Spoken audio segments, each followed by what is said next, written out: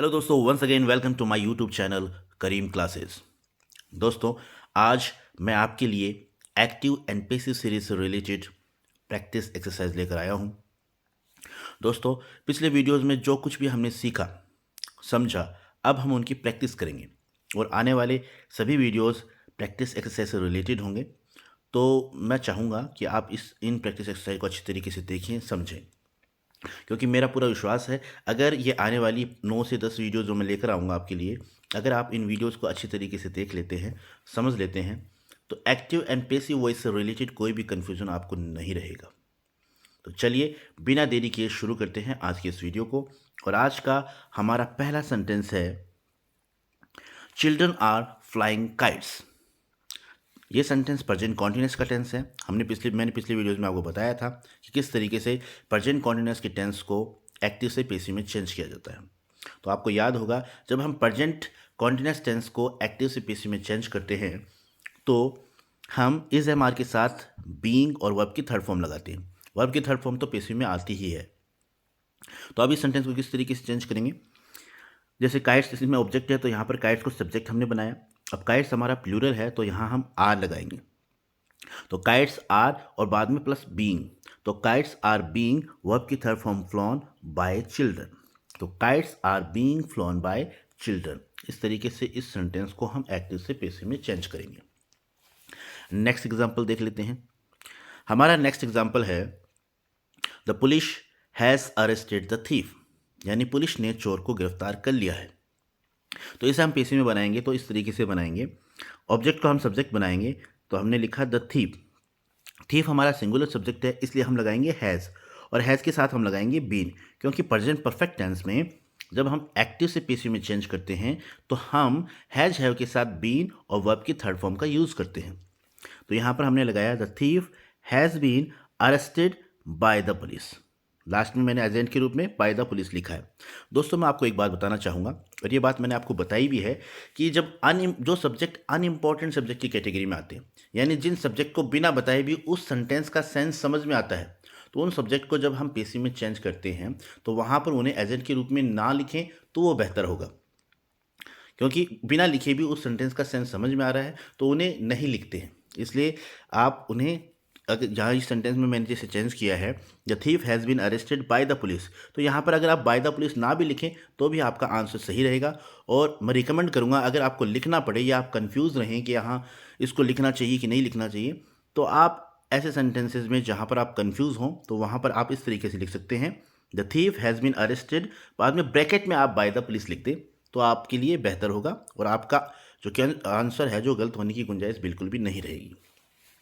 अब next example देख लेते हैं। नेक्स्ट एग्जाम्पल हमारा ये रहा, दे विल थैंक अस।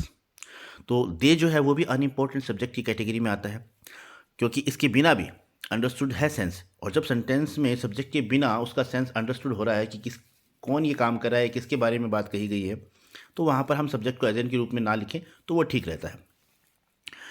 तो यहाँ पर इसका हम बनाएंगे passive, we will be thanked, यानी वी और विल के साथ हम बी लगाएंगे, फिर वर्ब की थर्ड फॉर्म लगाएंगे।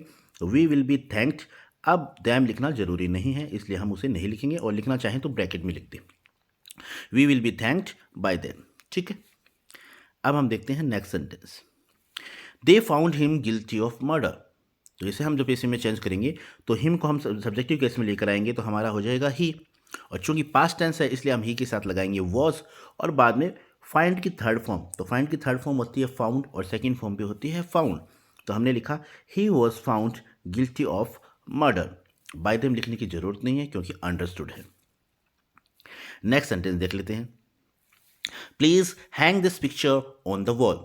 तो दोस्तों, ये सेंटेंस है इंपेरेटिव सेंटेंस, और मैं आपको बताना चाहूँगा, जब भी आपके सामने कभी इंपेरेटिव सेंटेंस आए और उससे पहले प्लीज़ या काइंडली लिखा हुआ हो, तो आप उस सेंटेंस को इस फॉर्मूले से का यूज़ करके आसानी से बना सकते हैं। फॉर्मूला है ये, फॉर्मूला ये रहा, यू आर रिक्वेस्टेड टू, यानी आपको जब भी प्लीज़ और काइंडली लिखा है तो प्लीज़ और काइंडली की जगह आपको क्या लिखना है, यू आर रिक्वेस्टेड टू, और बाद में रिमेनिंग पार्ट जो भी सेंटेंस था वो पूरा सेंटेंस आप चिपका देंगे। तो इस तरीके से आसानी से आप इंपेरेटिव सेंटेंस जो प्लीज़ और काइंडली से शुरू होते हैं उनको आसानी से एक्टिव से पैसिव में चेंज कर सकते हैं। नेक्स्ट एग्जांपल देख लेते हैं। नेक्स्ट एग्जांपल हमारा ये, the education minister will launch a new policy. तो इसे जब पेशी में चेंज करेंगे तो आप लिखेंगे, पहले ऑब्जेक्ट को सब्जेक्ट बनाया तो हमने लिखा अ न्यू पॉलिसी, फिर हम विल लिखेंगे और विल के बाद में बी लगता है और बी के बाद में वर्ब की थर्ड फॉर्म, तो हमने लगाया बाय द एजुकेशन मिनिस्टर। तो इस तरीके से आपको लिखना है, a new policy will be launched by the education minister. Next example देख लेते हैं। The executioner hang the prisoner. तो यहाँ पर इस सेंटेंस में मतलब एग्जीक्यूशनर जल्लाद को बोलते हैं और उसने कैदी को फांसी पे लटका दिया। जब हम इसे पेसिव में बनाएंगे तो इसका पेसिव इस तरीके से होगा, द प्रिजनर वॉज हैंग्ड, यानी कैदी को लटकाया गया।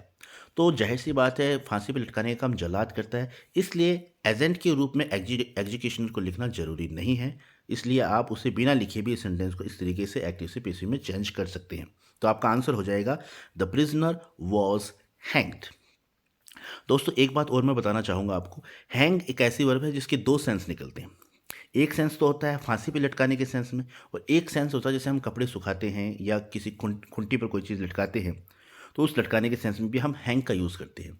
लेकिन हैंग की फर्स्ट फॉर्म तो सेम होती है, लेकिन सेकंड फॉर्म अलग अलग होती है। सेकंड और थर्ड फॉर्म है, दोनों सेंस में अलग अलग होती है। जैसे अगर हमें फांसी पे लटकाने के सेंस में हैंग को यूज़ करना है तो उस सेंस में हैंग की सेकंड फॉर्म होगी हैंग्ड और थर्ड फॉर्म भी होगी हैंग्ड।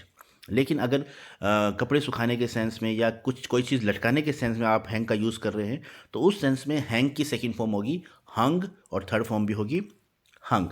तो ये छोटा सा डिफरेंस है, ये आपको पता होना चाहिए। नेक्स्ट एग्जांपल देख लेते हैं। He gave me a beautiful book. दोस्तों ये सेंटेंस है डबल ऑब्जेक्ट वाला सेंटेंस। पिछले वीडियोस में मैंने आपको बताया था कि किस तरीके से डबल ऑब्जेक्ट वाले सेंटेंसेस को एक्टिव से पेसिव में चेंज करते हैं।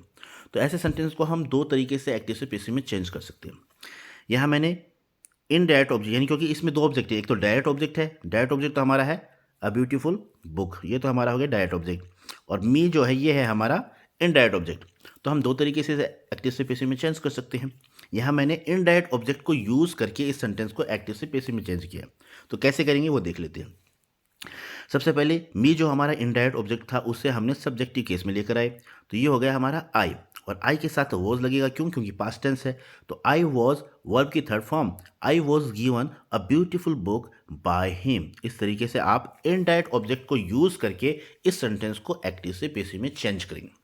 लेकिन अगर आपको डायरेक्ट ऑब्जेक्ट को यूज़ करके पेसिव में चेंज करना है तो आप लिखेंगे, आपका आंसर होगा a beautiful book was given to me, यानी गिवन के बाद में आपको टू लगाना है और फिर मी लिखना है बाय हिम, यानी आपका आंसर होगा a beautiful book was given to me by him. इस तरीके से आप इस सेंटेंस को एक्टिव से पेसिव में चेंज करेंगे। अब देख लेते हैं नेक्स्ट एग्जांपल, जो कि एक्टिव एंड पेसिव वॉइस का सबसे, जैसे इसे सबसे हार्ड पॉइंट माना जाता है, हार्ड टॉपिक माना जाता है। यानी एक्टिव पेसिव वॉइस में इंटेरोगेटिव जो सेंटेंसेस होते हैं, इन सेंटेंसेस को लेकर अक्सर स्टूडेंट कंफ्यूज रहते हैं और वो ऐसे क्वेश्चंस को सॉल्व करने में गलती कर देते हैं। तो इन क्वेश्चंस को सॉल्व करने का मैंने आपको एक तरीका बताया था, जब मैंने आपको बताया था कि किस तरीके से इंटेरोगेटिव सेंटेंसेस को एक्टिव से पेसिव में चेंज करते हैं।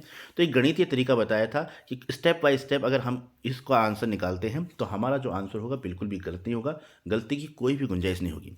किस तरीके से करना है वो मैं दोबारा आपको बता देता हूँ। जैसे how do people learn language, जब भी आपके सामने इंटेरोगेटिव सेंटेंस आए सबसे पहले आप उसे अफर्मेटिव में चेंज करेंगे। जैसे कि इसमें मैंने इसको चेंज किया है, हमारा अफर्मेटिव बना इसका पीपल लर्न लैंग्वेजेस। फिर अफर्मेटिव को पेसिव में चेंज करना हमें आता है, वो आसान भी है, तो हम इसे चेंज करेंगे लैंग्वेजेस आर लर्नड, यह हमने अफर्मेटिव को पेसिव में चेंज कर लिया। अब इसका इंटेरोगेटिव बनाएंगे तो इसका इंटेरोगेटिव हो जाएगा आर लैंग्वेजेस लर्नड, और आगे हम क्वेश्चन मार्क लगाएंगे। तो यहाँ तक तो हमने कर लिया। अब हमारा जो सेंटेंस था वो क्या था, इंटेरोगेटिव सेंटेंस भी दो प्रकार के होते हैं, एक तो हेल्पिंग वर्ब से शुरू होता है और दूसरा होता है WH वर्ड से शुरू। तो हेल्पिंग वर्ब से शुरू होता तब तो हमारा इतना सही था, लेकिन ये हमारा WH वर्ड से शुरू है और WH वर्ड हमारे पास है हाउ। तो जब भी WH वर्ड, जो भी जब WH वर्ड आपका एक्टिव वॉइस में होगा, जब आप उसे पेसिव में चेंज करेंगे तो जैसे हाउ है तो हाउ का हाउ रहने देंगे। हाँ, कुछ और दूसरे जैसे वॉट है, वॉट का वॉट रहता है, लेकिन हु का क्या हो जाता है, बाय हुम हो जाता है, हुम का हु हो जाता है। तो कुछ चेंजेस हैं वो मैंने आपको पिछले वीडियोज़ में बताए थे, और आगे जब भी वो सेंटेंसेज आएंगे तो मैं आपको बताऊंगा। फिलहाल यहाँ हमारा WH वर्ड हाउ है तो हाउ का हाउ रहने देंगे, और हाउ के बाद में हम बाकी का सेंटेंस जो हमने बनाया था वो लिख देंगे। तो ये हमारा आंसर हो जाएगा हाउ आर लैंग्वेजेस लर्नड। तो ये हमारा इस सेंटेंस का पेसिव हो गया, जिसे हमने आसानी से बदल दिया। बस आपको ये स्टेप्स फॉलो करनी है। इन स्टेप्स को फॉलो कर अगर आप अपना आंसर निकालते हैं तो आपका आंसर बिल्कुल भी गलत नहीं होगा। लास्ट में मैंने बाय पीपल लिखा नहीं, क्योंकि ये अंडरस्टूड है, इनके बिना भी सेंटेंस का सेंस समझ में आ रहा है। ये अनइम्पॉर्टेंट सब्जेक्ट है, तो आप बाय पीपल नहीं लिखेंगे।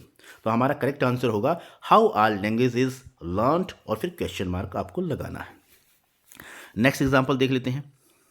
मिस्टर खान टीचेज अस इंग्लिश। तो दोस्तों ये भी डबल ऑब्जेक्ट वाला सेंटेंस है, तो दो तरीके से हम इसे बना सकते हैं। चलिए देखते हैं कैसे बनाते हैं। सबसे पहले तो हमने इनडायरेक्ट ऑब्जेक्ट को यूज़ करके इस सेंटेंस को पेसिव में यूज़ किया है। तो इनडायरेक्ट ऑब्जेक्ट हमारा है अस, तो अस को हमने सब्जेक्टिव केस, जो अस का हम सब्जेक्टिव केस लेकर आए तो वो हो गया हमारा वी, और चूंकि ये प्रेजेंट टेंस है इसलिए हम वी के बाद में लगाएंगे आर। तो वी आर वर्ब की थर्ड फॉर्म लगाई, we are taught English by mister Khan. इस तरीके से आप इनडायरेक्ट ऑब्जेक्ट को यूज़ करके, यानी इनडायरेक्ट ऑब्जेक्ट को सब्जेक्ट के रूप में यूज़ करके आप उसका पेसिव बना सकते हैं।